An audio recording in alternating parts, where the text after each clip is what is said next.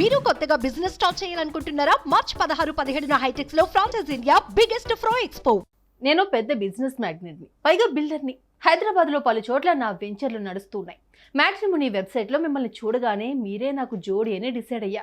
మీరు ఓకే అంటే మాట్లాడేసుకుందాం, ముహూర్తాలు కూడా పెట్టేసుకుందాం అంటూ అడిగితే, ఇంత చక్కటి సంబంధం, ఎర్రగా బుర్రగా ఉన్న కుర్రాడు, ఇంతటి స్థితిమంతుడు, ఈ తీరులో అడిగితే ఏ ఆడబిడ్డ మాత్రం కాదంటుంది చెప్పండి?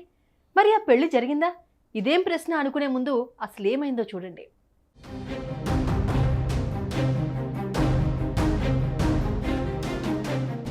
ఇదిగో ఇక్కడ మనం చూస్తున్న రంజిత్ అనే ఈ కుర్రాడు కష్టపడి పనిచేస్తే పూట గడుస్తుంది. కానీ జల్సాలలా తీరుతాయి అనుకున్నాడో ఏమో, ఓ వెరైటీ టాస్క్లోకి ఎంటర్ అయ్యాడు. మ్యాట్రిమోనీ వెబ్సైట్లను ఓపెన్ చేశాడు. ఆ సైట్లో పెళ్లికి తమ ప్రొఫైల్స్ పోస్ట్ చేసిన అమ్మాయిల మీద కన్నేశాడు. ర్యాండమ్గా ఓ అమ్మాయిని సెలెక్ట్ చేసుకునేవాడు.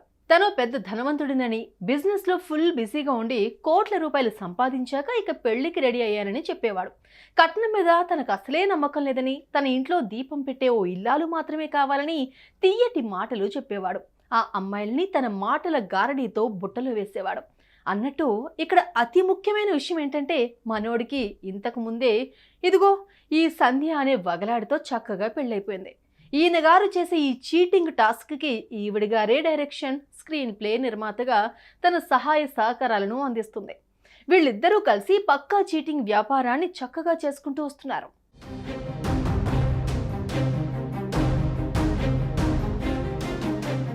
ఉప్పల్ పరిధిలోని ఫీర్జాదిగూడలోని ఓ అద్దె ఇంట్లో నివాసం ఉంటున్న ఈ జంట ఒక అమ్మాయిని ఫిక్స్ చేసుకుని అన్నీ మాట్లాడేసుకునేవారు. ఆ సమయంలో ఈ సంధ్య వరుడి అక్కగానో చెల్లిగానో ఆ యువతులతో మాటలు కలిపేది. వీరి మాటలన్నీ పూర్తిగా నమ్మేస్తారు అన్న నమ్మకం కలిగిన వెంటనే, వదినా వదినా అన్నయ్యకు అర్జెంటుగా 1,00,000 రూపాయలు అవసరమయ్యాయి, నిన్ను అడగడానికి మొహమాట పడిపోతున్నాడు. ఫోన్ పే చేస్తే పెద్ద బిజినెస్ మ్యాన్ కదా, ట్యాక్స్ ప్రాబ్లమ్స్ వస్తాయి, నువ్వు ఎక్కడికి రమ్మంటే అక్కడికి వచ్చి క్యాష్ తీసేసుకుంటా అంటూ కమిట్ చేయించేది.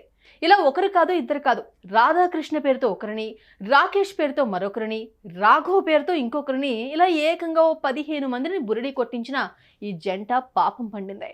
వీరికి డబ్బులు ఇచ్చి మోసపోయామని లేటుగా తెలుసుకున్న ఓ యువతి పోలీస్ రిపోర్ట్ ఇచ్చింది. ఫోన్ కాల్స్, సీసీ ఫుటేజ్లతో పోలీసులు ఈ జంటను పెద్దగా కష్టపడకుండానే పట్టేశారు. ఆ తర్వాత కటకటాల్లోకి తోయించారు.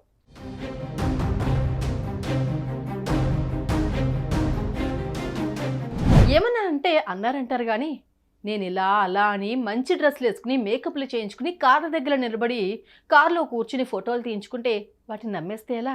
పెళ్లి కొడుకు ఎవరు, అతను చెప్పేది నిజమా కాదని తెలుసుకోకుండా అడిగినంత డబ్బు అందిస్తే ఎలా చెప్పండి? జాగ్రత్తగా ఉండండి అమ్మాయిలు అంటూ పోలీసులు అంటున్నారు. వాళ్ళ మాటల్లో కూడా ఎంతో కొంత నిజం ఉంది కదూ. అమ్మాయిలు టేక్ కేర్ ప్లీజ్. సుమన్ టీవీలో మీ పర్సనల్ అండ్ బిజినెస్ ప్రమోషన్స్ కోసం కింది నెంబర్కి కాంటాక్ట్ చేయండి.